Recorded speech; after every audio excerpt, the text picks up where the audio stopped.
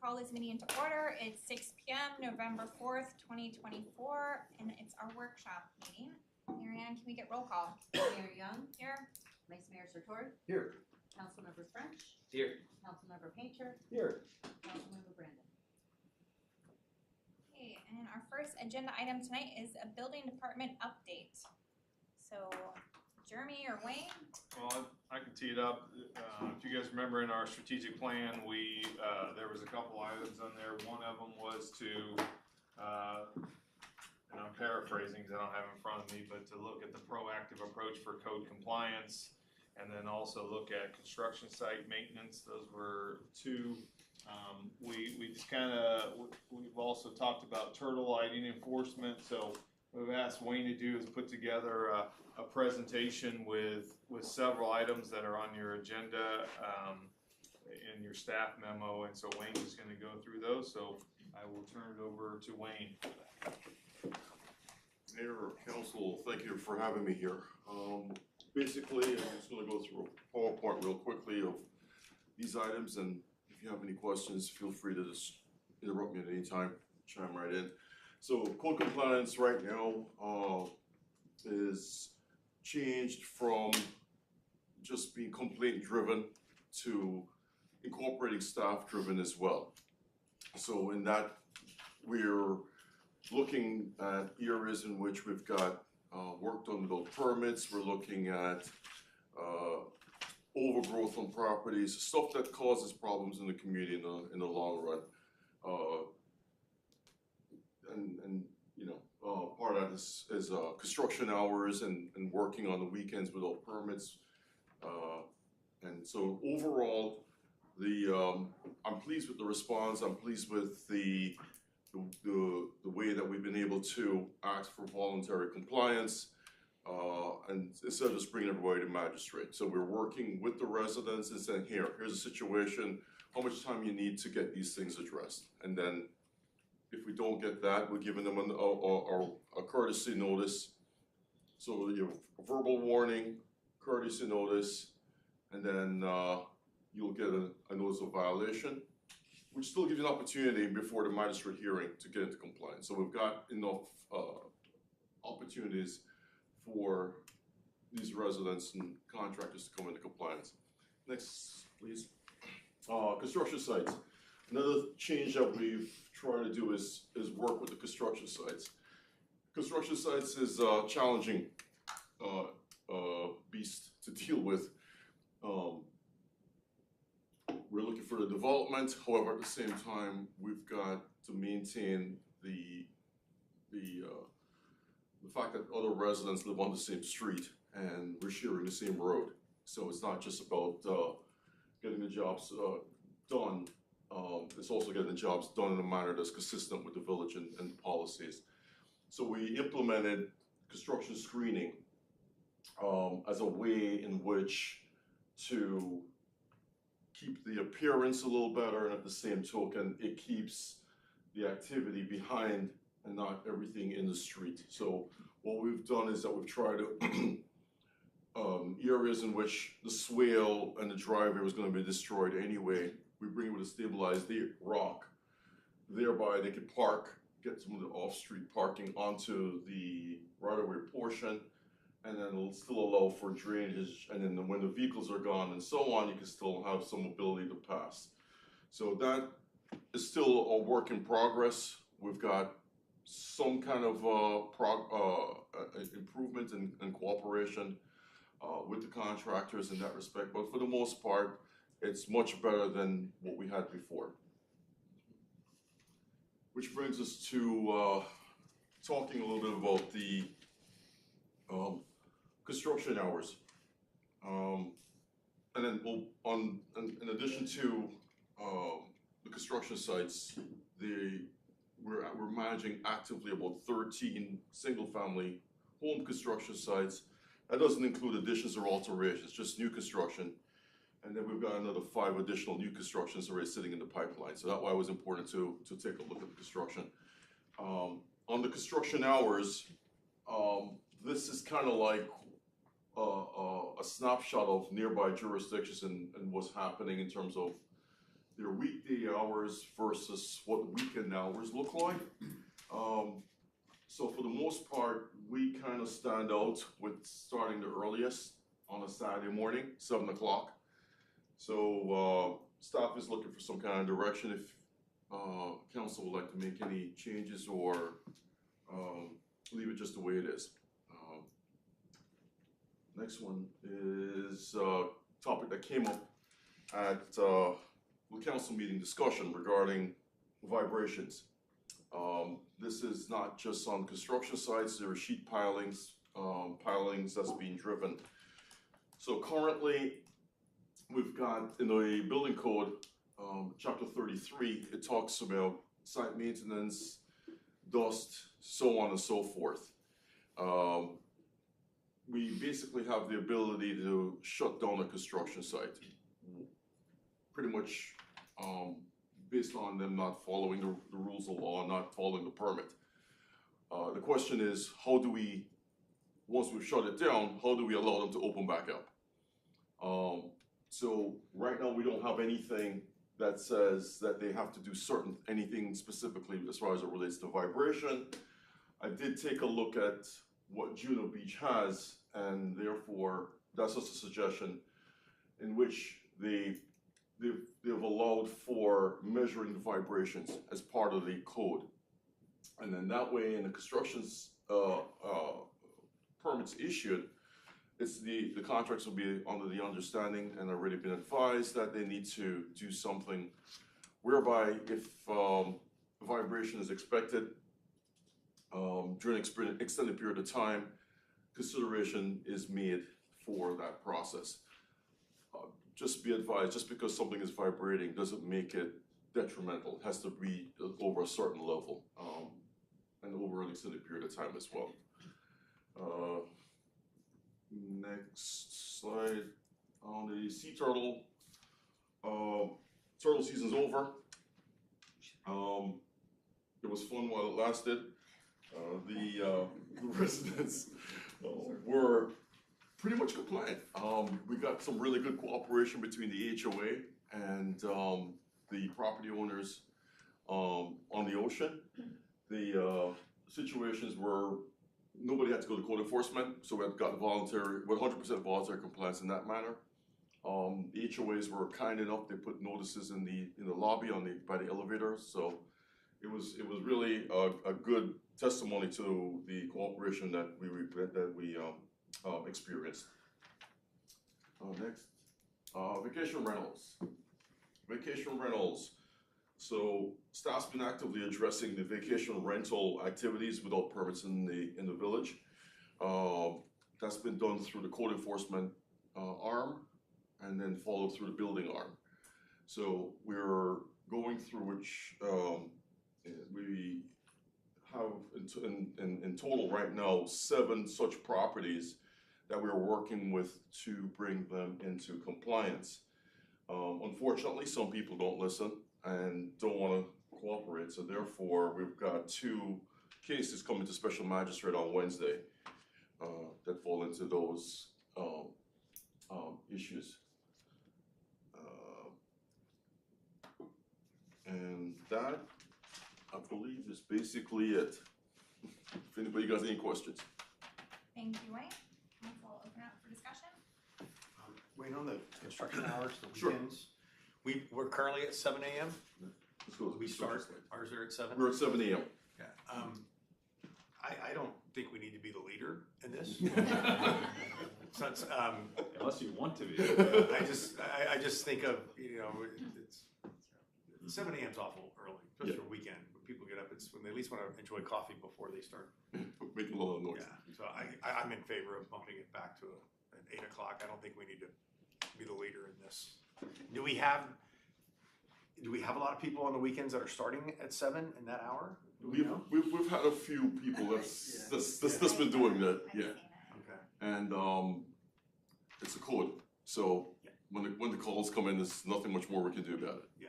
I have asked various contractors, as a courtesy, could you just please, if you're on site, but don't start anything up till 8 o'clock. But again, that's all voluntary. Right. So there's nothing I can really do in that respect. Yeah, and I don't know if cutting it back an hour is gonna delay the construction of somebody's home by and large, so I would be in favor of, on this issue of moving it to a later start time. I would agree. So like Town of Jupiter, the 8 to 4. Yeah, What would you yeah, want the end time to be? I don't know, I guess I've seen people It's dark. in it now, it's Yeah. dark. So I guess half the year it's okay, but I mean, I guess I'm okay with 6 PM because most people are still kind of coming home from work, but I don't, listen, do we get calls, this hey, it's is too late at 6 Saturday. o'clock, are we getting a lot of those? No, not as much. It's the morning calls we're getting calls on. We're getting calls about construction hours starting too early. I would say cut it back, I'm comfortable 8 to 5. Cut it On back. Saturdays. Saturdays, Saturdays, yeah, 8 to 5.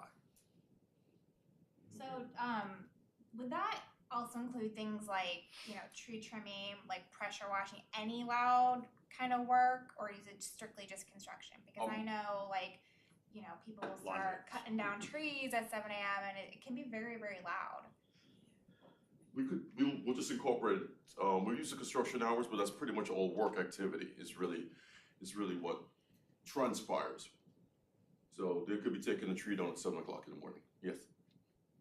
So it would have to be if it's written into the ordinance that work hours are those, Work hours. we'll work with Keith and we'll come up with a language that works for you.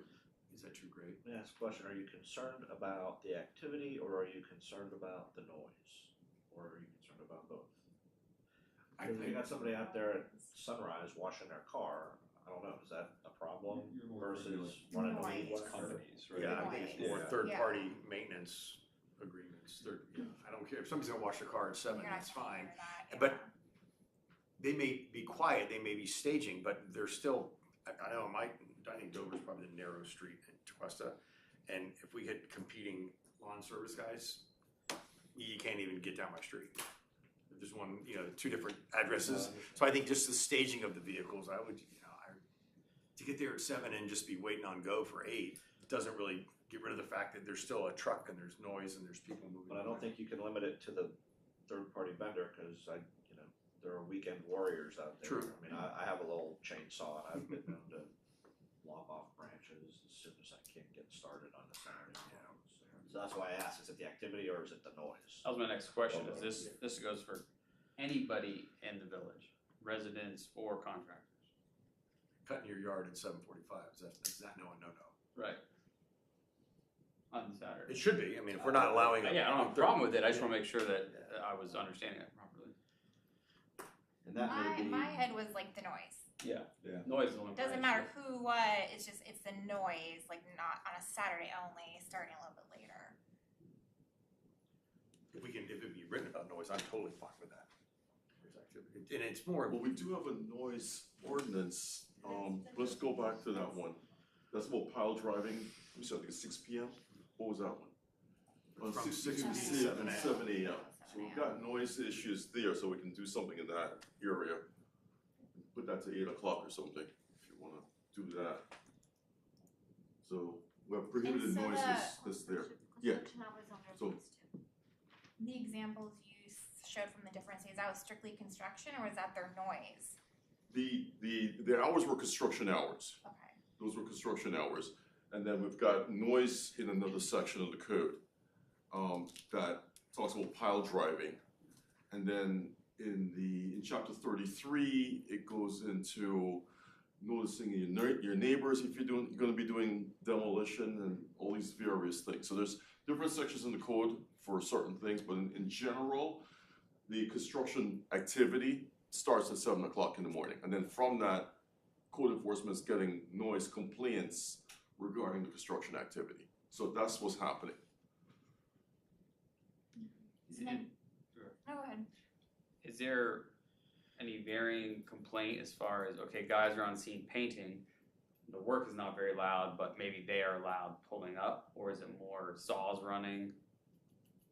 It's been a noise issue in terms of equipment being done, and let's just use demolition now. Demolitions, we've been getting, every demolition has a complaint call on it. Okay. So the demolition will start at 7 o'clock in the morning. Okay. And then the demolition also drives into vibration, and that's another another thing that goes on too. So those are where the calls are coming in at. And do any municipalities have something where the crews can arrive, but work cannot commence until a certain time, so they can actually, park, set up, get out their equipment, but you can't start actually working until that? Because, you could take a half hour by the time you set up, park, and get everything ready to go.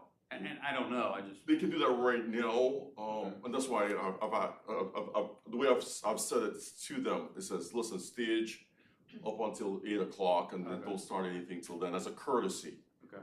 But they could stage from 6 o'clock and start making noise at 7, the way it's written right now. Yeah, and that could be an issue, yeah. So. And something, I'm definitely in favor of the construction hours, 8 to 4, you said 4 or 5? 5. Yeah, so I'm definitely in favor of that, and like I said, I would be in favor of considering just noise in general too, to pick up things like like loud stuff like that, that you Chainsaws, still might not want lawnmowers. starting early. 7:45's. And then extreme. another thought I had is, I don't know if this would be too difficult from like a code enforcement standpoint or could be confusing, is, if commercial districts where there's not residential, like, could we leave that 7 a.m. and just make it residential only, or is that too convoluted?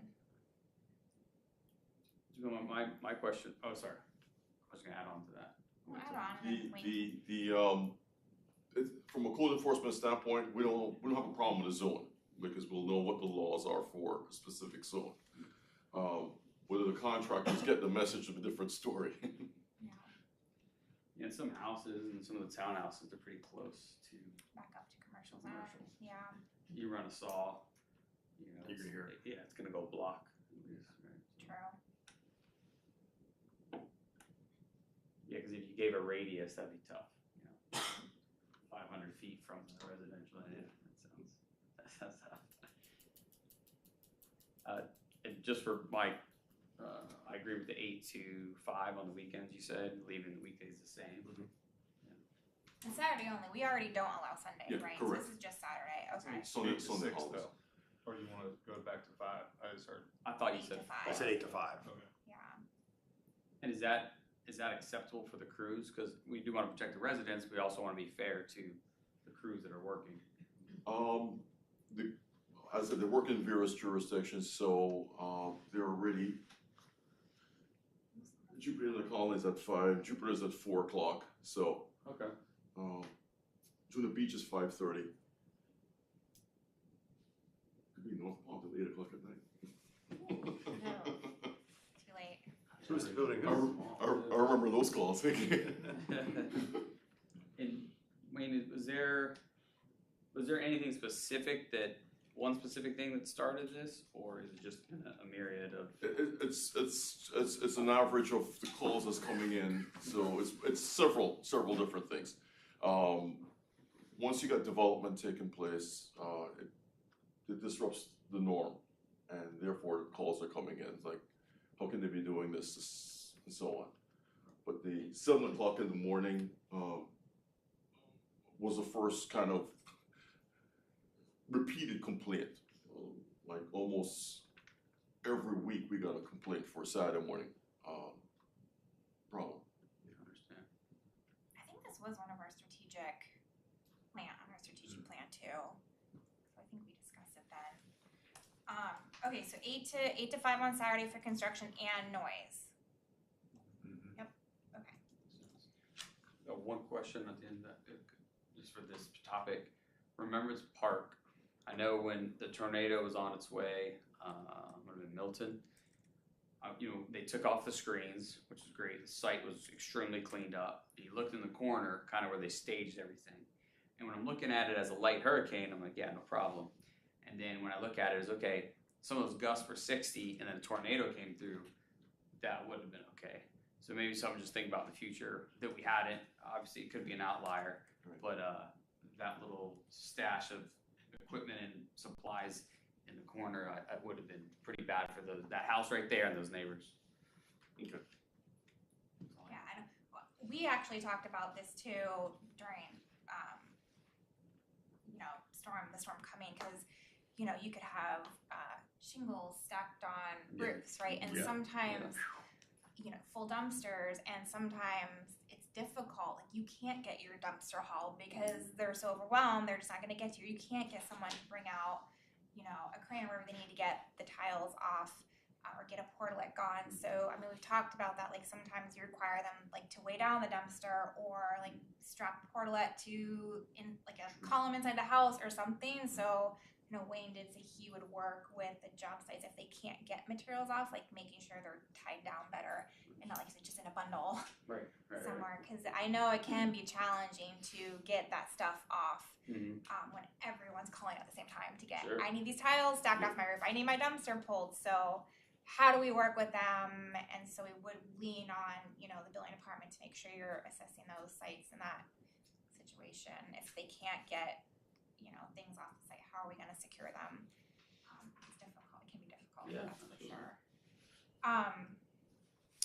Going back to the construction site, you brought up parking. Residents complain to me about the parking. I know there's times where there's no way our fire engines could get down the street.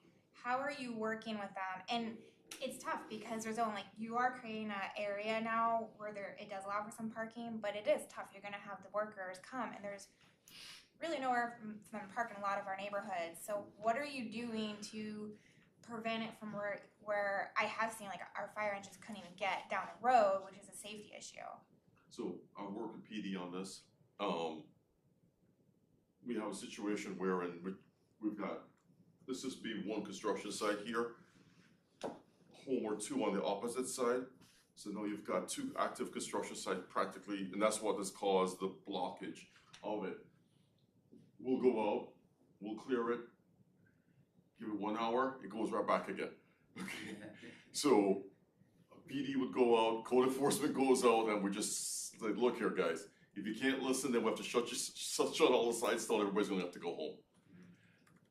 That's about the only thing that we can do at that point. But the thrust has been, look, cooperate, and we've got to a point where we've asked, and they'll understand that at the end of the day, we can shut you all down, everybody goes home.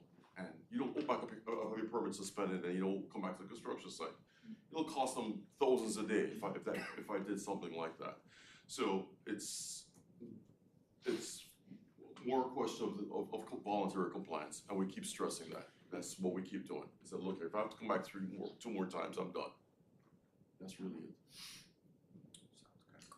Just a question, I don't have a huge opinion on this one way or another. So during demo, I've noticed there are some sites that just put up the silt fence. Is that still permissible? So what they'll do, they'll put silt fence during the demo because of the fact that they've got to get this stuff in and out. Yeah. It's just too much. Yeah. Once the site's been stabilized, then the construction fence comes in afterwards. Okay. So the silt fence is the initial stage, get the erosion control measures in place. Once that's done, guys, get this up, and then once you have your permit, I want you to stabilize the area, is really what it is. I don't want broken sidewalks. Yeah. I don't want people tripping on anything. And then this way we're able at least to get some of the parking off here. Yep. And then over the site, onto the site. And the temporary fence is required for the entire perimeter? What I've done is the entire front, and then they go back on the sides. Okay. Just to keep people out. To keep people out, and then I've stopped it if they've got a situation where they've got high hedging, 25 feet in, and it butts up to a neighbor. Okay. Then I'll stop it at that. Okay, gotcha. It's really just a question of making sure that we're not a nuisance and we're getting it done. And on the intercoastal side, we'll do a similar thing, or just do the erosion control. Okay, But definitely the first 25 feet on either side, and then the entire front. gotcha. Okay. This is a unrelated question, but pass it every day, so I'm just curious. The house that they're trying to turn into a two-story on Tequesta Drive? Yeah, the Palm Beach County property. Oh, is that what that is? Yeah, it's Palm Beach County. It's been an eyesore, and it's getting worse. Oh, okay. I figured you guys I would thought that was crack down on that. storm. So that makes a lot of second sense. floor was going. Okay. Man, that's, I reached out to their code enforcement and asked them if they could do something with that. I got promises, yes, they will. That's as far as we've gotten. County. I'll make another phone call. No, I was just curious, Yeah, it's a nice one. Yeah. One other can you go to the pile driver?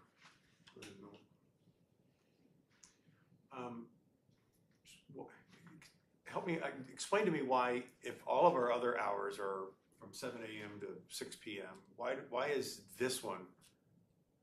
There should be nothing after 6 p.m., correct? Correct. This is prohibited hours. Those are the prohibited hours. Okay. So they can't work past 6 p.m. and can't start before 7 a.m. doing any pile driving. It's like written in reverse. It's just Okay. written, it's the same thing. Yeah, it's just written in reverse. Lawyers. And when you have pile drivers in hand, that covers noise. When you have Oh, yeah. pile drivers, Noise and except- vibration. Okay. That's noise and vibration. I wanted to make sure it wasn't just limited to something like that. But it can be a chainsaw. It can be And the reason why I'm also talking about pile driving is that we've got not just seawalls, but we've got a situation that came up on the gas station renovation here. And the neighbor was concerned that the pile drivers that are taking place is doing damage to their structure. So Okay. we're Thanks, much close to it. So that's what that's one more court section. We was making sure we were paying attention. So you Yeah. You guys passed. So is that what you're following, or do you need any direction from us on? Well, the direction I'm looking for is the hours to what you want to know is those hours to address, which is noise, construction hours, timing, and taking into consideration the activities that's taking place in terms of if you wanted to mandate or if you wanted something like this written into the code. We don't have anything. We don't have anything really that says written that we in have to do our that. code right So the vibration example, where the neighbor's complaining that you're doing damage to my structure, all I can say that's a civil matter. Yeah. And that's the extent of it. This kind of language would allow the contractor to at least get monitoring in place and then give us some kind of an answer, what is the extent of the vibration?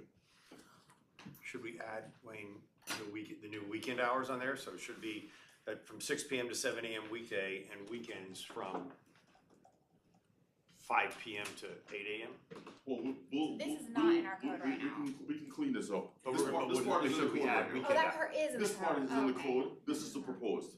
The Oh, instruments. I see. Okay. Yeah, this is the instrument portion that's monitoring. proposed, but this is in the code right now. So somebody So says this will that be goes cleaned along up with as it. well. I'm doing it at 7 a.m. on pile driving on Saturdays. And they're fine. And they'll be okay. Not on a Saturday, they can do it at 7 a.m. They can, yeah, they can start working at 7 a.m. They can't- Not on Saturdays, we just said they can't work till 8 o'clock. Once you Right, we'll do that, I'll change fix that. this. Okay, as so well. said we'll add the weekend hours. Oh, yes. Okay. Oh, yeah, oh, yeah. So We'll make sure of that. you're looking for the green, the sentence in green. I'm looking at this in the green, Direction this is a there. suggestion. I want some, yeah, correct. So I would think that's reasonable for stuff like pile driving, if you're driving sheets, like, stuff of that nature. I don't, like, the way that's written, would that include demolition? I will say, like, I know demolition can cause vibration, but I don't know that it's typical to have to monitor vibration for demolition. So this just picks up the vibration and gives me teeth to discuss vibration. That's all it does. It doesn't mandate that if you do the demolition, then you have to put monitoring in place. I could just make that for pile driving. This doesn't have to be with pile driving. I'm saying you can have vibrations separate altogether. The choice is yours how you want to do this. In terms of if you just want to discuss vibrations from as it relates to pile driving versus discussing vibrations during demolition. So we've got calls on both. What is your experience on, have you seen in other, I guess maybe Juno does, but I haven't seen it typical to have to monitor vibration for demolition. Because usually, yes, you feel vibration, but the level's not, I know there's a threshold, it's like an F-dot threshold Yes, or correct. something. That's exactly. It's usually not over that, and like you said, it has to be extended amount of time. I don't want to be too restrictive. I think it should be tied into what's written above. I don't know about like building demolition, but I would lean on other council members' input and your expertise on that. With building demolition, we're gonna be going with something like the pneumatic hammer, right? Or a jackhammer, you're breaking up the concrete. You're not gonna be doing any damage to the person's property. Or can there be that case where it's a heavier demolition, or if it's a building? Well, the complaints and my experience has been on a demolition, you're just really breaking the concrete that you can, so you can get it out of there. Okay, so you're removing the footers and anything else that's there. The complaints are coming in from the neighbors who are hearing the noise and they're also feeling the vibration. Sure. But the damage really is, as the mayor was saying, you have to be extended period of time. It's not just a 15-minute thing. Yes, it's an inconvenience. Yes, it may seem like it's really bad. However, the structural damage that's taken place really isn't That seems like a anything lot notable. to put on a demolition crew to have instruments. And it costs money to But do I'm- that too. I'm It's not an another expert. cost to the owner. Yeah, it seems like a little much for the property owner is gonna be footing that additional bill as well. What about like compacting when you're compacting soil? Like sometimes there's a We're vibrating. driving, like if we're driving pilings in, like we've got structures that the soil isn't there, we have to drive pilings to hold swimming pool up or structures and so on. Not just a sheet piling for a seawall, that's during construction. It's really is going into to a soft area until it hits bedrock, and then you'll get that vibration. So even it's making that banging noise, it really isn't doing a huge bunch of damage. It's really when piling is hitting the resistance, and you're getting that resistance, and then it'll transmit to whatever the other structure is sitting on, then you'll get that vibration. So it's more of a horizontal effect versus a vertical effect. But it was just a suggestion in terms of asking monitoring, which I can't ask for under the present code. I can tell them shut down, go home, and come up with a plan how to do this. But again, whenever you do that, it becomes very costly and expensive to the applicant. I'd support it on pile driving or something to give you the ability if needed. Yeah. I don't think I'd support it on a normal demolition, residential demolition. Right. Yeah, I agree. Yeah, I agree with that. I think it gives you some reason, gives you a talking point to go out there and Listen. say, listen, we're feeling it. Yeah. Yeah. Stop or get the monitors out. Yeah, exactly. I'm okay with that. As am I. Councilmember Brandon? All right, any other? No, I do just want to say, great job on the sea turtle monitoring. You know, I know we had a lot of discussion on that. We decided to keep the monitoring of that within our municipality, and great job. Thank you. Yeah. Thank you. Wayne, I got a good team. and just a word of thank you. I have referred people to you on code issues where they have clearly been wrong. And you guys have done a great job of making them feel okay about it. So thank you. But things that could get very, very loud. I appreciate that. But you guys have done a great job. And they've even said that to me, that, you know, Wayne listened and all they wanted to be listened to. So thank you. You've done a great job. Your whole team's done a great job. No, I'm truly blessed to have a great team, so I'll pass the word along to them. Thank you. And any, The sidewalk on Riverside, to be specific. North Riverside, to be specific. any public comment? I just wanted to remind everybody that this overriding issue is universal. Every city's dealing with it every year.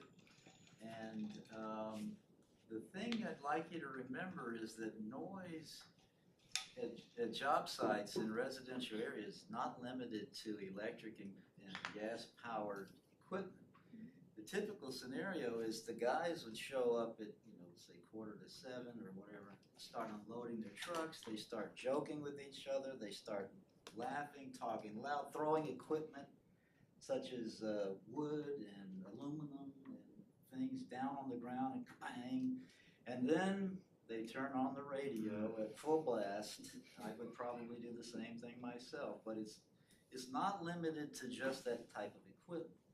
And the other thing, you know, many codes have decibel requirements, and then the code enforcement officer goes out with the measurement thing to verify that.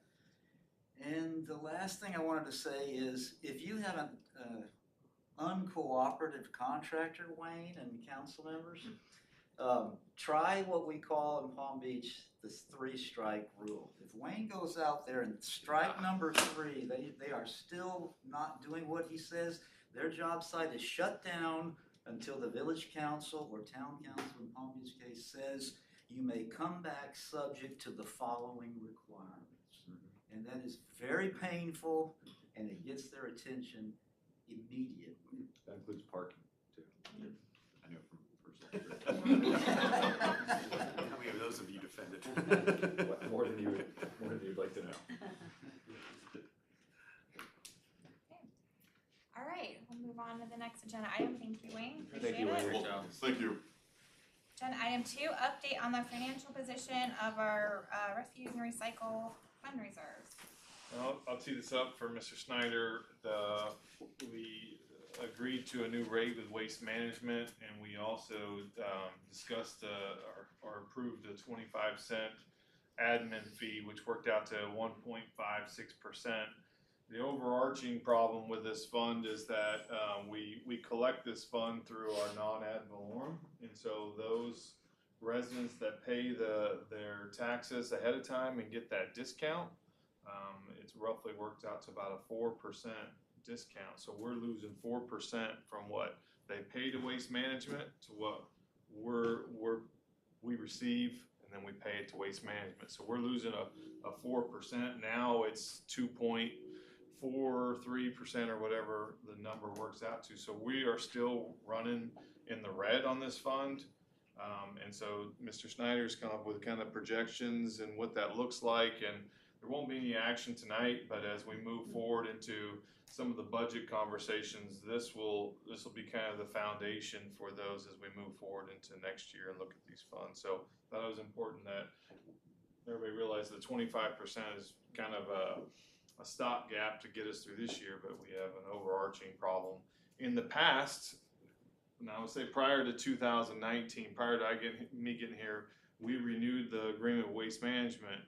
At that point, we decided not to charge an additional fee. Prior to that, we were collecting more than what we needed to, so we were charging a fee higher than the rate with Waste Management. So we had built up a fund, and so we've been using those funds, those reserves over time. And in 2019, when we set that new agreement in place, we stopped collecting an additional. And so now we've been drawing down, and so that's why we're in the situation we are. And so I don't know if you have anything left on your presentation. Any questions? That whole fund is drawn down currently, or we're getting close? We're getting close. Yeah, the 25 cent helped us. Well, sorry, Jeff, I'll let you. We're using, for the past 5 years, we've been using reserves, and that's appropriate, actually, is to you build them up, then you use them, then you build them back up. We get no indirect costs. Now, indirect costs are the fees associated with operating that fund that they don't pay for accounting, for payables, for the manager's oversight, for you guys, for the clerk, the HR, all the things that go along with it. Those costs are shared amongst the different funds that we have. That's legitimate. That's a good thing to use. And understand that these funds, most every fund except for the general fund, you have to use the money for its intended purposes. And one of those is indirect costs. But so you're using them for solid waste. That's what you use them for, or refuse and recycling. Or you use them for the water fund or stormwater. You don't share around. Special revenue funds are exactly the same. The general fund can support any fund, and that's just how the game is played. That we calculated the $9,000 is the indirect costs, And we don't think we're going to keep the fund in the black during FY 25-26 year. So we're looking to do something. We obviously got into the waste management, automated trash pickup. We did bring out a 1.56% increase, kind of offset some of the costs. And as we've been talking about, the village utilizes the non-ad valorem fees, and therefore there's reductions in costs. There's also a piece that PBC takes some money out of there, and it's different every year, but they take some of it for their costs, their indirect fees. And then we have a history, when I talk to some of the historians, of charging more than contractually required increases until the fund reserve increases over the amount it needs, and then we use it. So we're there, basically, coming for next year. No good finance report goes without a spreadsheet or two or three. So I'm proud of my spreadsheets. You can see that that 16, 17, and 18, we were building up reserves. We got them up as high as 126,000. That's plenty before you start giving the money back. Probably a little farther than I would have taken it. And now we're starting to spend it down. 24, 25, we're looking at 15,000. So if we go into the projections, you'll see that we're going to go into the red in 25, 26. It's just going to use everything we have available for 25, 26. And then it starts getting really ugly as we go out further. So we have some, the contract has a 5% floor and a 6% ceiling for waste management. So they'll get 5% every year, or they can get 6% if CPI is above. And so that just another thing to keep in mind. So we have a couple scenarios for you. Scenario one, we could increase 4% the first year, and then 1% the following year, and then we can continue to go with the 5% for a while, and we start building up a little bit of a reserve, and it'll start falling off when we get out of it. That's one way to do it. It's not a lot of change in monthly payment, so it's not horrible bad, but anything that raises fees is horrible bad. I mean, it just is. Nobody likes that. The other scenario we could go, we need approximately 5% time for us to start falling off, but that's just smaller increments, smaller bites at the apple, and that's kind of where we are. I thought I took that one out. 3 and 2, same thing. It's about 5% to get us going. We're not in dire straits. We're going to be fine this year. Next year we'll be talking about it in June when we're there, because we got to do our notification to the residents about the increase. So we'll be doing that. We'll talk a lot more about them in the first budget workshop. And that's pretty much where we are. Would you mind going back to the first option real quick?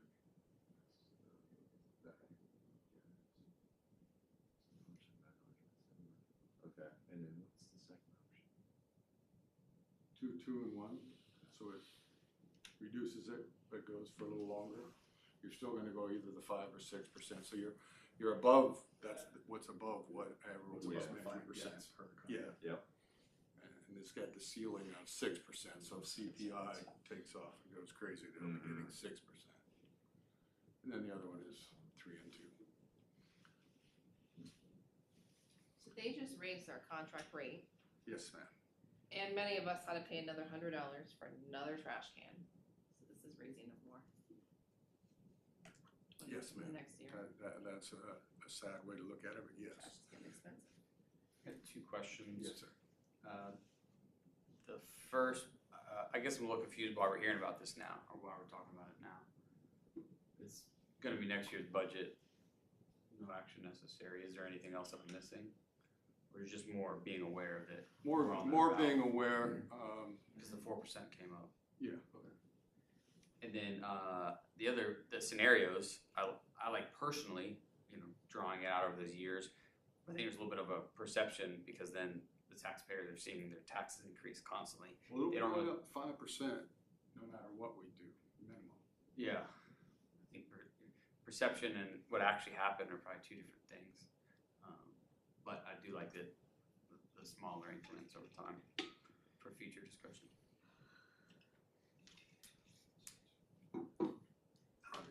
Okay, good information. I agree with Councilmember Fritsch. It's disappointing to hear about this now versus when we were going through the budget. Because this item did get on the workshop running list because I had brought up at a council meeting that we are charging this admin fee. Maybe we should have some kind of policy on how that should be spent. And so obviously the direction's changed a little bit. I don't think we necessarily need a policy on that fee anytime soon. I don't know what the rest of council thinks on that. And then instead of having it. Monthly billing then requires us to revamp our billing system. It's like cutting the tail off a dog. If you cut it one time, you get hollered at one time. If you cut it off in 12 increments, you're going to get bit all 12 times. So this is a known quantity. The difference between this and our water, this is a known amount. So it's just a fixed amount. We charge it and they pay it in the ad valorem taxes and we're done. And then that puts the collection process onto the county because they go after the money for us if somebody doesn't pay. And by the way, we got the most largest payment from delinquent taxes I've ever seen in my time. So we got $155,000 in delinquent taxes this past year. Amazing. Don't know what happened. Don't know where it's from. Huh? It's a good sign of things. It's not a really No, great it's sign. not. It's kind of a scary one, but.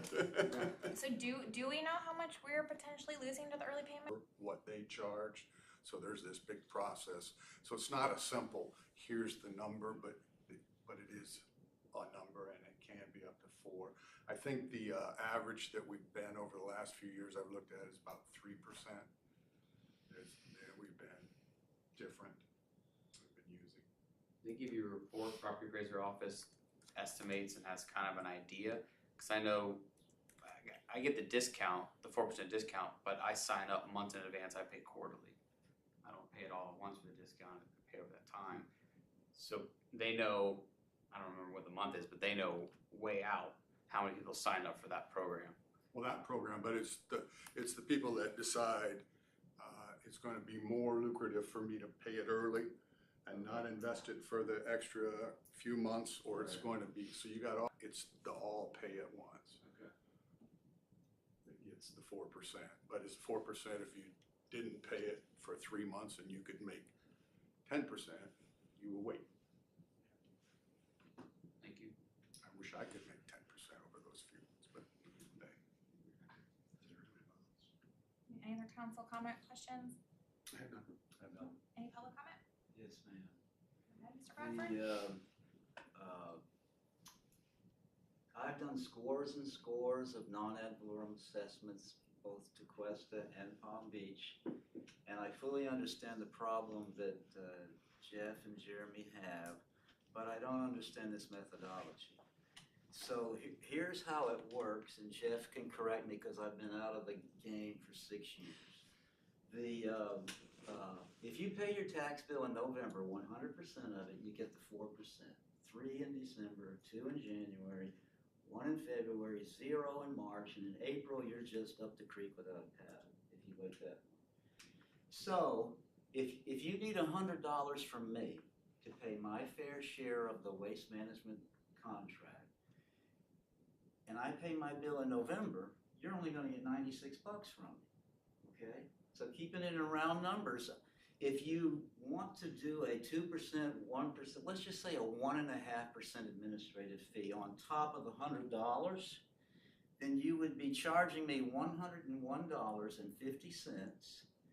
But if I pay in November, you're only gonna get 97.5% of that money, okay? So there's the dilemma that they're dealing with all the time.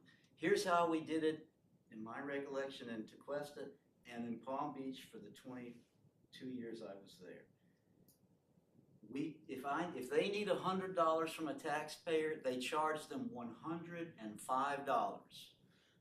Property appraiser, tax collector traditionally gets 1%. The 4% is the worst case scenario for when a person pays early. So my recommendation is you go with 5% and you will probably build up reserves, and then at that point in time when you think they're sufficient, that particular next year you can either have no add-on or you reduce the add-on, whatever you want, but and to answer Molly's original question, I would venture to say in Tequesta between 60 and 75% of all taxpayers pay 100% of their bill in November. In Palm Beach, it's over 80%.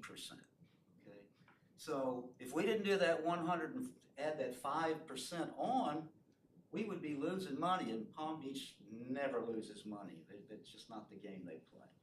So think about the 5%, because one of that percent's going to tax collector, property appraiser, and you're going to get a 4% hit on probably 60 to 75% of your people. So you're not going to be having a lot of money building up rapidly. But it will one point get in time where at a budget meeting, Jeff and or you guys or Jeremy, they're going to say, hey, we can give them a little break this year, but the norm is 5% above what you really need from the taxpayer. Thank you. Well said. Thank you. Any other council comment or questions? No. All right, thank you, Jeff. Thank you. Thank you, Jeff. Yeah, moving along, agenda item 3, which is a draft for resolution number 24-24 for rules of decorum. Keith? All right, thank you, Mayor. So, as you all know, we have historically had rules of public participation for our public meetings and rules of decorum means which meetings can people make public comment and which agenda items are exempt from requiring you to make public comment. And that statute tells us what kind of regulations we can have on our books to control that. That statute also has a half of a sentence in there somewhere that also says nothing in this statute prevents local government. It can be content based, even though we're talking about First Amendment stuff, and those are the portions of the rules that they kind of talk about under our current resolution: personal attacks and not using fighting words and not heckling from the audience, things like that. So our current resolution complies with the Sunshine Law statute, and we also had rules of decorum that were in line with the current state of the law in terms of case law on rules of decorum. In September and October, the United States 11th Circuit Court of Appeals issued 2 brand new opinions that specifically talk about the issues of rules of decorum. The United States Court of Appeals is the appellate level right below the United States Supreme Court. The 11th Circuit is the circuit that we are in. So we actually have 2 cases out of the appellate circuit that we are in that deal with this issue. And let's see, one of them is the name of the case is McDonough versus Garcia, and the other, and that dealt with actually a local government, had to do with the Brevard County School Board. For purposes of this resolution, recognize was confusing, complicated, and inconsistent handling of this issue by the federal courts in our circuit. So they, especially the McDonough case, really spends a lot of time explaining what the public forums are that are now recognized and how regulations that regulate how rules of decorum that regulate speech are treated in those different public forums. And just briefly, I don't want to turn this into a law school class on First Amendment speech, but it helps whatever they want, whenever they want, however they want, about whatever they want. There's very, very little the government can do to regulate that. That's a traditional public forum. On the opposite end of the spectrum is really not a public forum at all. Places that it might be, it's government-owned property, but it's restricted in public, like the case law that talks about it uses curtilage of a county jail. That the jail has a very specific purpose. It's not for public comment. Another case actually talks about mailboxes as being a non-public forum in terms of what you can do with mailbox. So traditional public forum, not quite a free-for-all, but very, very open, very difficult for government to regulate. No public forum, completely the opposite. In the middle is where the confusion and inconsistent treatment by the courts fell, and what you had, the same thing with a different name. Sometimes they said the limited public forum is a subset of a designated public forum. And the reason it's important is because the test that the courts use to evaluate the government regulation of speech is very different. So, especially with the McDonough case, it did a really good, basically as a turns it into a traditional public forum. So the best example that's used in the case law is a university speaking area. Government takes a piece of government property, in our case we're going to say our council chambers, opens it up for a specific limited purpose and adopts rules of public participation that limit the public participation to the versus our current document. The thing about a limited public forum is that rules of public participation and decorum may restrict speech, including subject matter. The test is that the rules have to be reasonable in light of the purpose served by the meeting, and you have to be viewpoint neutral. Always have to be viewpoint neutral on whatever the subject matter is. Anytime you try to limit, well, we only want to hear, the good stuff about this, no, you will lose that all day long, every day of the week. It has to be viewpoint neutral, but speech much more prefers the speech as opposed to the regulation, and that's what's called strict scrutiny. The rules have to be the minimum required to accomplish the compelling government interest. It's a much higher test than the limited public forum, which again, the rules just have to be reasonable and viewpoint neutral. Our current rate resolution on this topic,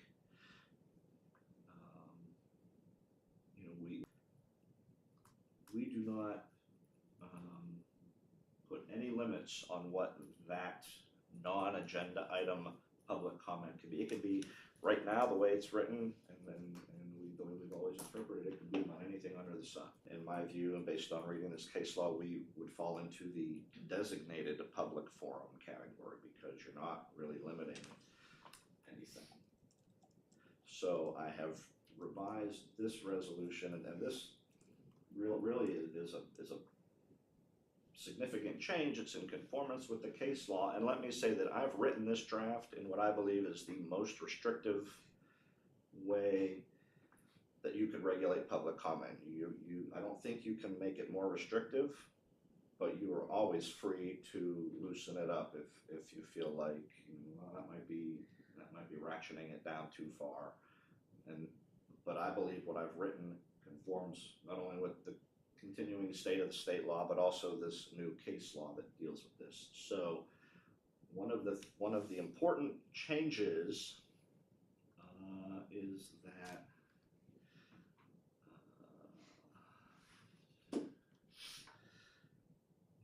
it's Number 2. Yeah, it's Page 29 of 31, I think. Is what.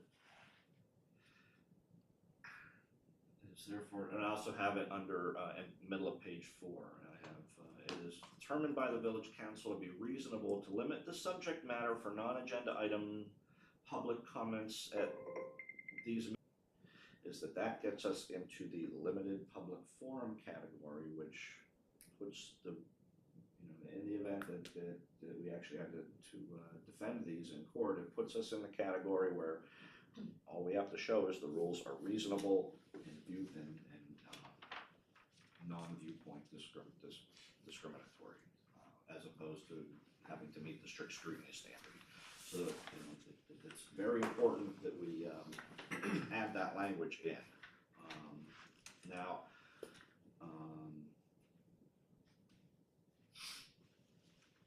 after, that's the way I wrote this, and as a defensible reason for doing this, I added language that, the council and all of the appointed boards are collegial bodies, that you're bound by the Florida Sunshine Law. Therefore, you're prohibited from discussing any matters that will come before you for action except at a properly noticed public meeting.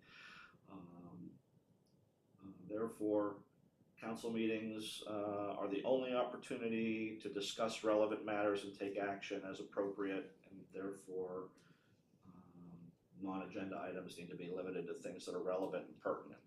In other words, this is your meeting. It's your only chance to conduct your business.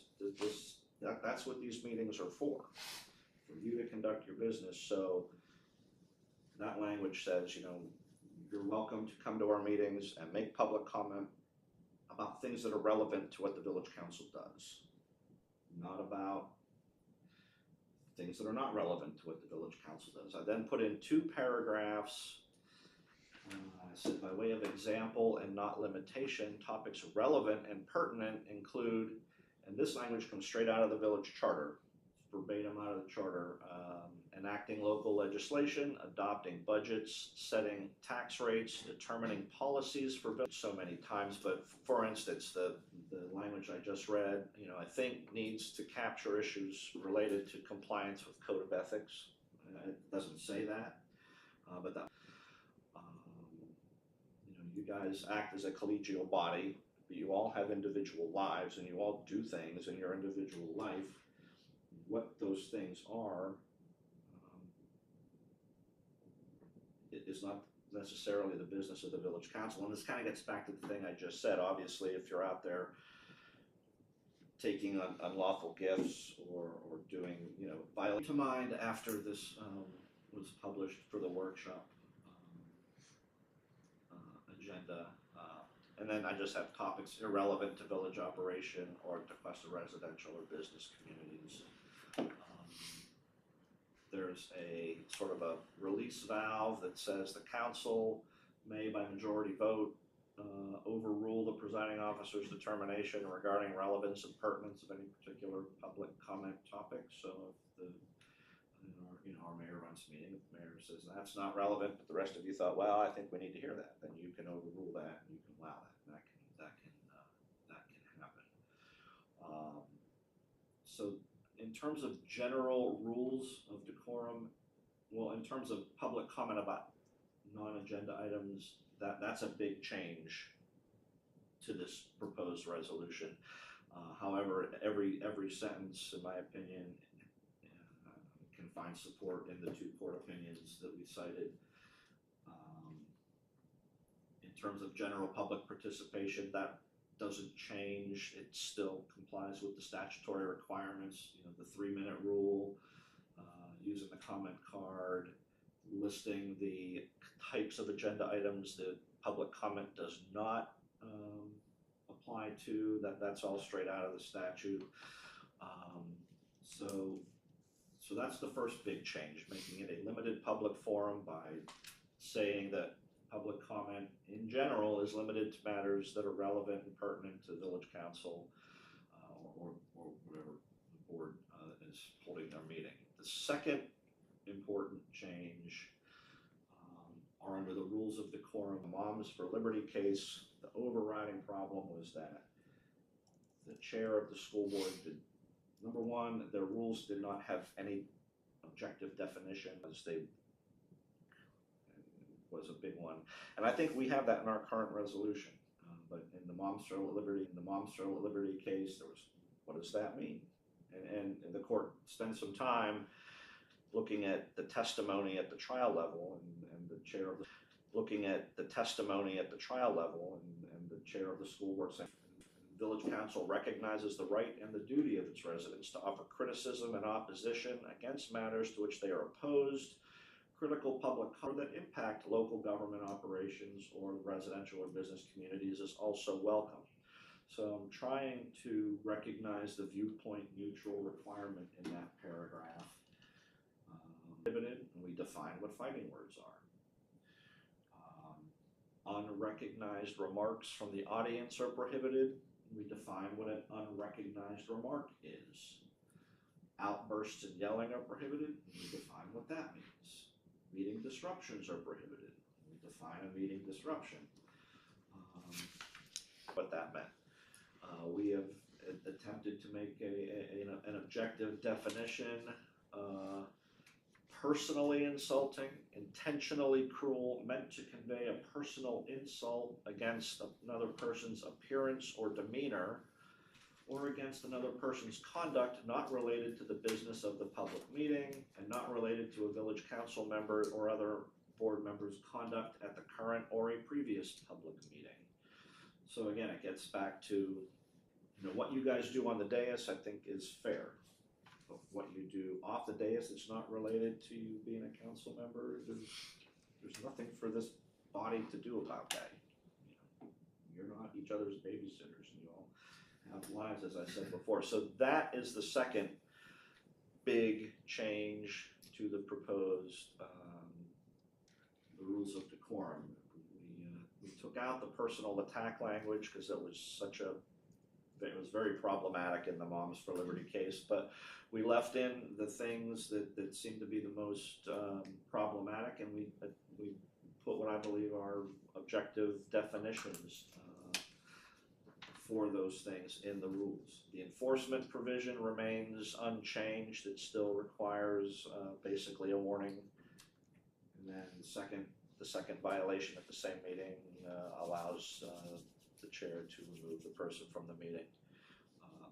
What's going to be key, whatever this final version is that you want, I think that the key and the difficult, it doesn't have to be difficult, but is the consistent enforcement, the consistent use and the consistent enforcement of especially the rules of decorum.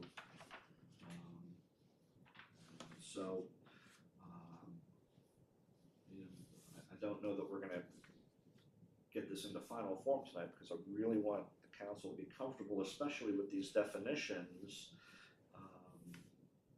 because if you don't feel like they're objective enough and that you're able to look at, understand what they mean and be able to interject if somebody violates them and enforce that, we need to discuss that further and get those where you're comfortable with them. So really, those are the two big changes. Limited public forum by limiting overall the content of public comment on non-agenda items, and trying to objectify and define the prohibited behavior and the rules of decorum. A lot of talking. I tried to keep it as succinct as I could, but there's some substantial, these cases are good tools, and I think captured their legal requirements in this proposed resolution, but this is now for you to discuss and give me feedback and tell me what you want in terms of changes. And again, I don't think you can ratchet it down any further than this. I think you can loosen it up if you feel that that's appropriate. Thank you, Keith. Council, will open up for discussion. I have two questions. I understand why that's there. I think that could cause, I understand why that's there. I think that could cause confusion, and that might spark. I felt that that might be a pain point for public comment. And I don't think we really had a ton of issues there for the non-related, because what I witnessed was more the personal attack, not the non-related, and maybe that's one and the same. And so that, I'd like to hear council's comments on the non-agenda item. And my only advice on that specific topic is the designated public forum where and again, as I said at the end, and what's important is the consistency and the enforcement.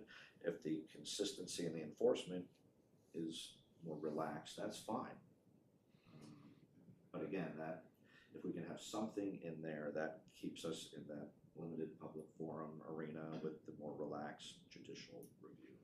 So currently, at the beginning of the agenda, we have the comments from residents, or how we phrase it, which that can be off agenda. Actually, I think it's supposed to be off agenda, right? Yes. Would that stay in place? A comment made during that portion of the meeting relevant and pertinent. And I think that the way this is set up, marina versus the designated public. I'm fine. I like it. I'm okay with how it's drawn up. I just wanted to understand how that one communication from residents would be handled. If that's still open forum, they can talk about an event they have coming up. I'm fine with Well, that. so that's what I need to understand. I mean, I'm kind of hearing that you would prefer to leave that subject matter wide open. Personally, I'm okay with it, but that's all I know. Yeah, I understand the need to keep it, but when, like, to be very specific, when they start talking about individuals, but when, like, to be very specific, when they start talking about individuals and that's totally uncalled for. That goes against the rules. And that's why I put Depending on how they do it. the language about local government operations. Yeah. It's pretty broad. Yeah. Matters that impact the residential community or the business community. I was trying to, I mean, I think that's really broad. That Yeah. could be just about, doesn't even, Mike? that's really, I was trying to write that as broad as I could think of. Yeah. In order to not get balled up with exactly the concerns that you guys were bringing up. So it is microphones. I'm exaggerating, but so it is microphones. I'm exaggerating, but so it is relevant, especially in our part of the county. My question is, before we get to public comment, our rules of decorum say, or public comments say that somebody must state their name and address. If they don't do that, they shouldn't be able to speak. And what can we enforce when it comes to name and address? When somebody says, I live near the community center. I live in the club. Says, I live near the community center. I live in the club. I live in the club. That's not their address. And it's important because they might say address. And they do. Why do they say the address? I think it's important to say the address. It's probably to just demoralize it on the record. I understand but I both agree sides, with but I you. can understand some people's fear of saying their specific address in a public setting. I'm not aware of, there's certainly nothing in the statute, and I'm not aware of a case or attorney general opinion that requires that. And I think we should take it out, because if we're not going to enforce that rule. I mean, I think telling you your name, just, you know, Yes, to know who you're talking to, that's just Would common it be strange courtesy. to say resident or not, I'm a resident or I'm not a resident, or is that weird? But I would Doesn't really be matter. cautious about, Anyone so if can we talk to say us. we'd like to know your name and address, and they give an address like your example, well, I live on Riverside Drive.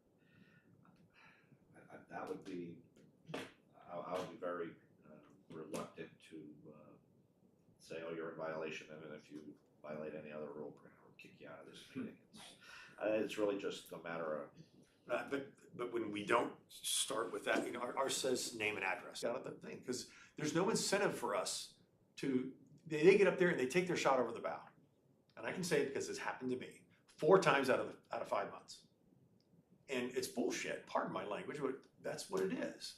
And people don't, and I'm sorry, but it's exactly what it is. But I've always wondered, why do we have them say their address? Because no one ever really follows up. If they follow up, the clerk has their contact info, their name. The police can always look up where they live if we needed something, but like, it's not like we're chasing people down their house. So I would then, I'm kind of going back to the point of why do we have their address? Because then we can just have them say their name. right, but And to they'll my, give but us to my point is that credit we information. require name and address.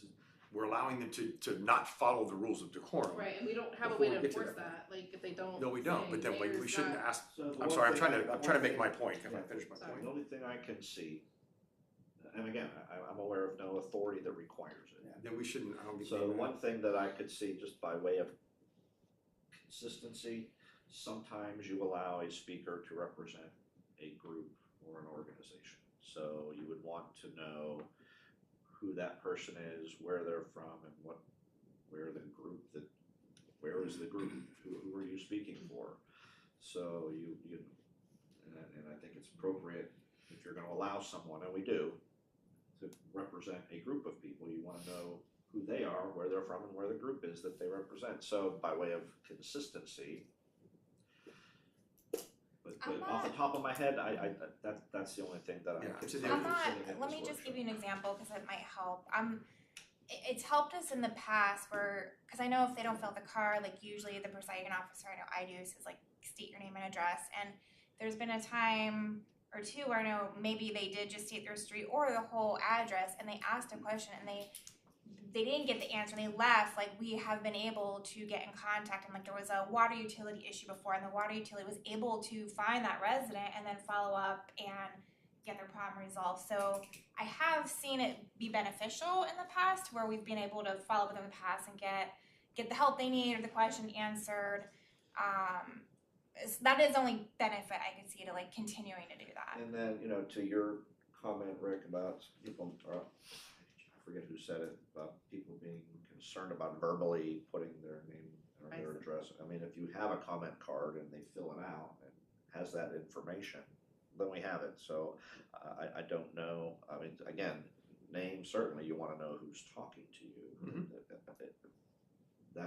That solves the mayor's issue if their address is on the comment card. If they didn't fill out a comment card, then the only other way to do it is to either have them fill one out or verbalize it, but other than knowing who you're talking to and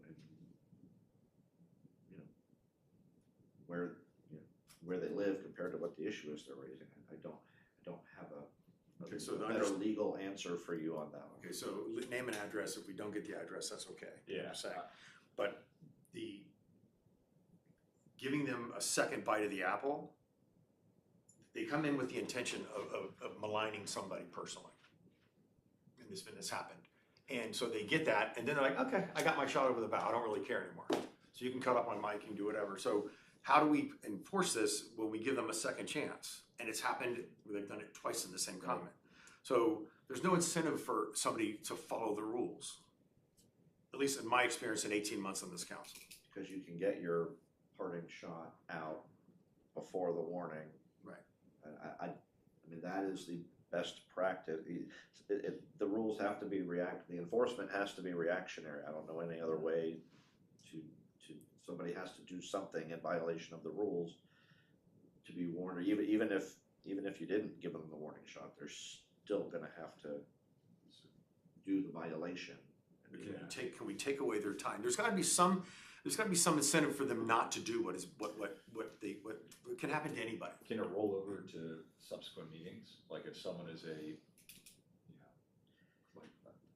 if there's one person who is constantly making this an issue, yes, that meeting you're asked to leave. That gets really difficult. Yeah, but I know I know exactly what you mean, because they can just come back. Do we have to give them a warning? If we have them sign, do we put all these rules of decorum on the back of the card? They sign the card, so that's their warning. They violate, they're done. Their public comment is done. Why do we give them a second bite of the apple? I have not seen a case that I've seen cases discuss the warning procedure and validate that. I've not seen any case discuss not having it and validating it. So that I would say that's untested, and I understand what you're saying, but I think that's going to put you in Public dangerous discourse is territory. getting to the extent where this is for, we always talk about putting future councils at a disadvantage or something. I think we need to tighten, I would like to see us tighten this issue up, because it's going to continue to get worse, not just in the village of Tequesta, but all over. We see it all over the United States right now. That's why there's been 2 courses at the 11th Circuit. I consistently say this job is not what it was 15 years ago by any means, and especially in terms of that type of thing. It's much harder. I just wish we could, there was greater enforcement or other opportunities to stop it, because there's no incentive for somebody, they know they're gonna get up there and they're gonna be saying, you can't say that. They've done the damage that they've tried to do. And it's used in different ways while that's going on. Somebody's also sitting in the audience, recording the meeting on a phone when we offer it already. And that's permissible as long as it's not disruptive. You can sit there with your iPhone and your chair and record the whole thing. Things are done for sound bites, and I think that's unfortunate. Yes. Well, I think holistically, it's good to get this resolution up to par with recent court opinions. Certainly. So I think that's a good first step. And I do think, since I've been on council, generally we have not had issues with rules of decorum. It's generally very professional. We always want the public to feel welcome. We always want the public to be able to speak. I do think any elected official, we all put ourselves in a position doing this role to have people not like us. I know that's just, not everyone's gonna like us at the end of the day, and it stinks. It doesn't feel good, but that's going to happen. And I think if we can align this with, and just always try to keep it current with, whatever the latest and greatest court opinion is, that, we have the tool here to keep us in line, and it's up to the presiding officer to follow it and be consistent with it, which can be a tough job as well.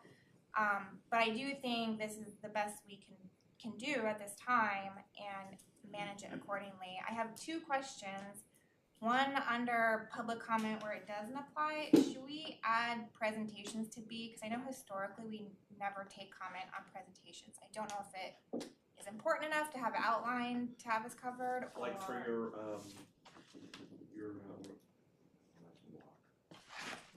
they're usually, it's the very first thing. It's does the conceptual. no, they're usually with like proclamations. They usually have very first part. Like we've had, I think, isn't Peter DeWitt coming to present soon? He won't be here, but So I would That's an example, FDOT. right? Or like FDOT when we did a have, presentation. yeah, FDOT, Jupiter Inlet District. That So kind one of the exceptions are ministerial acts. I would consider approving minutes, reading proclamations, having some kind of US 1 bridge status present. In my view, those are the kind of things that are considered ministerial. They're housekeeping. They're more, less than housekeeping. But if the council would like, we can expand what ministerial act means and put those types of things, list them as examples under that section. I just don't want us to get in a situation where there's a presentation and some people, they didn't take public comment and I had an opinion on, I don't know. I just, like I said, I want to make sure we're covered where we can be. And then throughout the document, it does say relevant and pertinent. Like, that's kind of vague. Like, it's throughout the document. So, like, as a current presiding officer and for future, like, what does that mean? And how does one analyze that and interpret it? Yeah, and that's follow why I it. tried to have those 2 paragraphs where I have, by way of example, not limitation, things that are relevant, pertinent, and things that are not relevant, pertinent. That's at the bottom of page 4 and the top of page 5.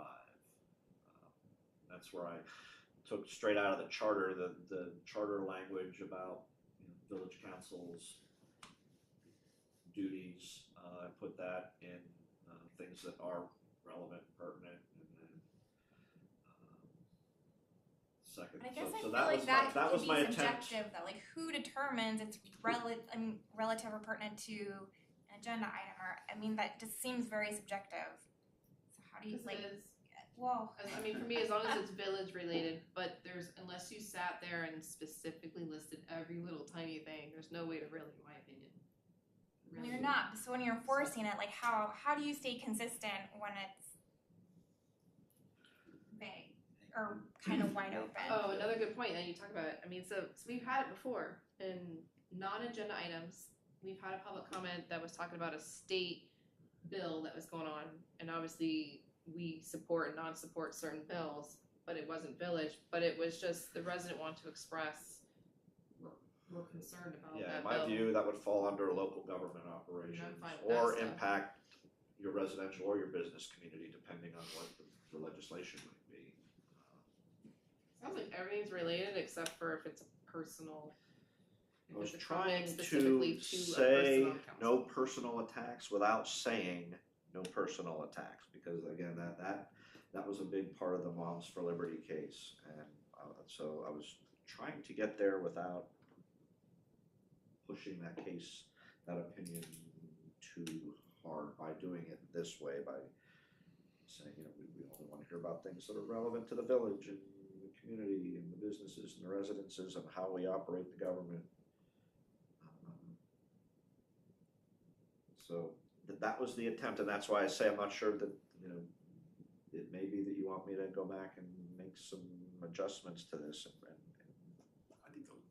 I think the language is fine. And the I was asking restricting it to the more limited. how, like, I agree, but it's like how do you define relative important and make it consistent, like enforcing it consistently. yeah, and it's important, and that's, I mean, so the sitting mayor will, I think, have a view for what that means, but, you know, we don't always have the same mayor year after year after year after year. You know, you may not be the mayor in a year or two, so one of you guys may be the mayor. You may have a narrower view or a broader view, and So that's it's not that's always going to be the case. Right. It's just, and that's kind of one of the other reasons that I put that kind of release valve language in, that if the presiding officer makes a determination, well, you know, I think you're going off the reservation, majority of the council will say, well, we don't, so we want to hear it, or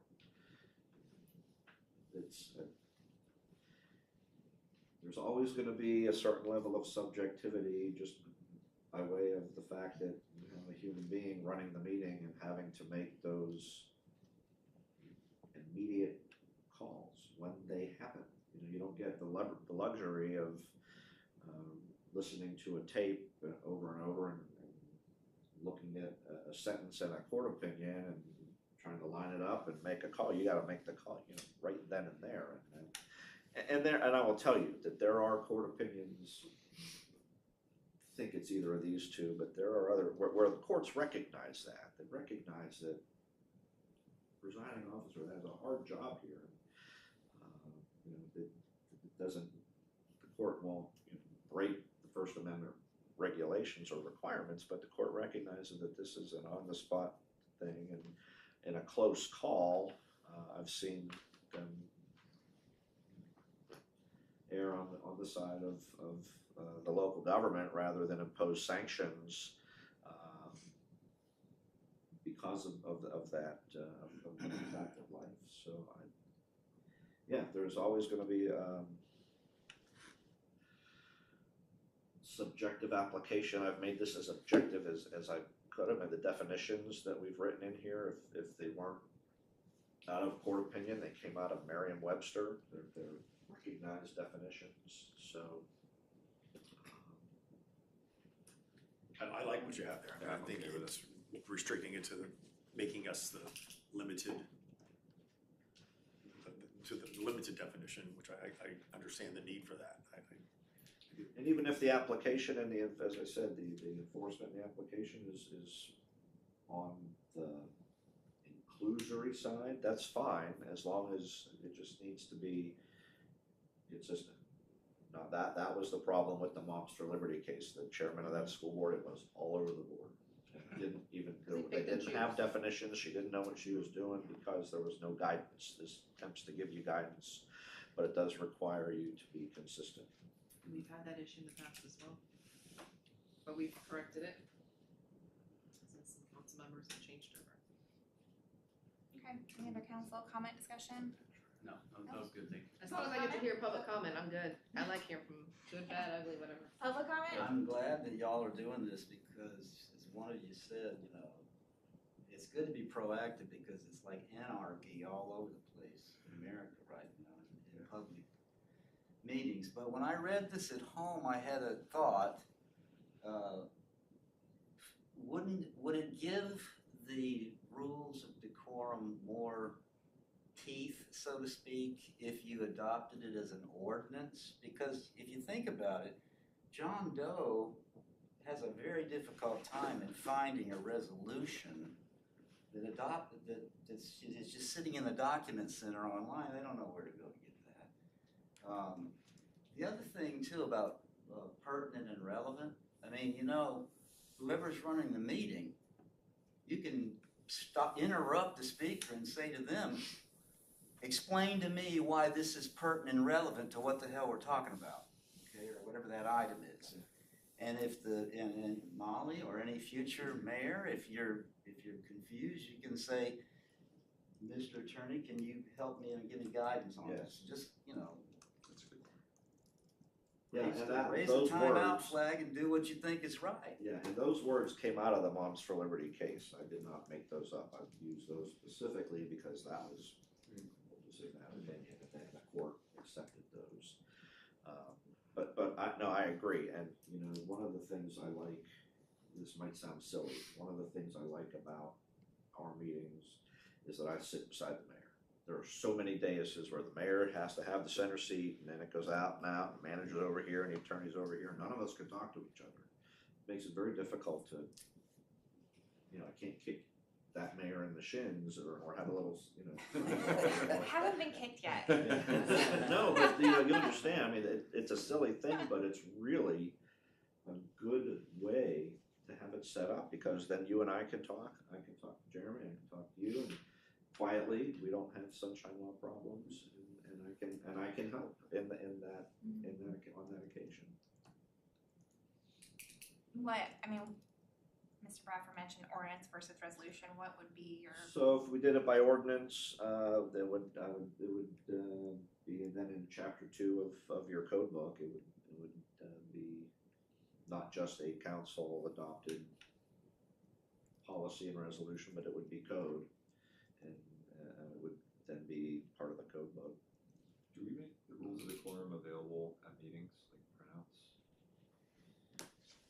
We're supposed to. They're on the back On of the the back of document. comment cards. Okay. And we usually post it on the screen at the Yes, beginning okay, yeah, right. when I get on top of it. Because yeah, I mean, people have to be aware. Yeah. You can't hoodwink them and say, oh, Yeah. sorry.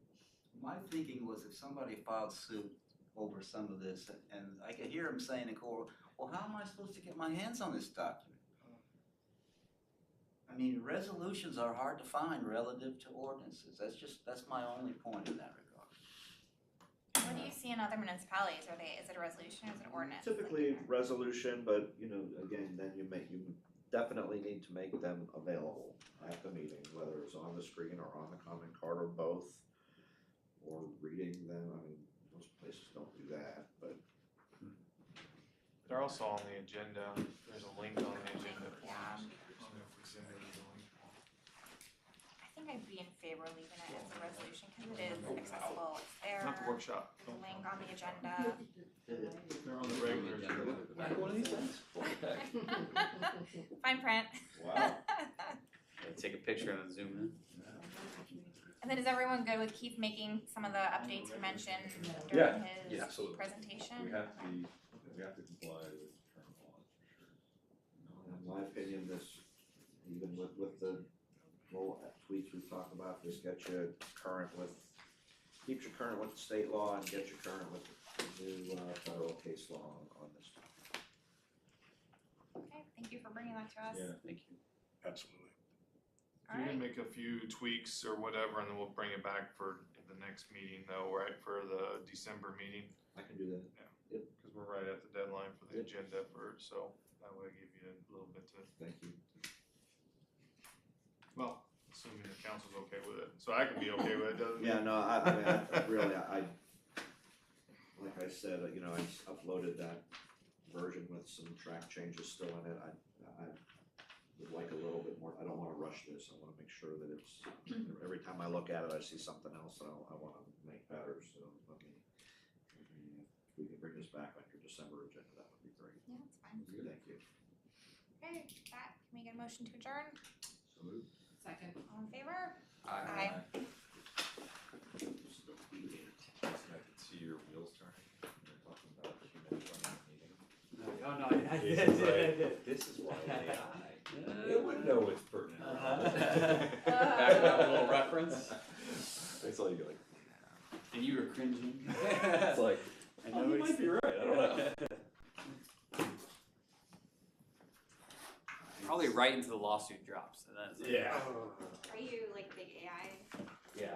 I actually did it, my first AI class for a group about a week ago.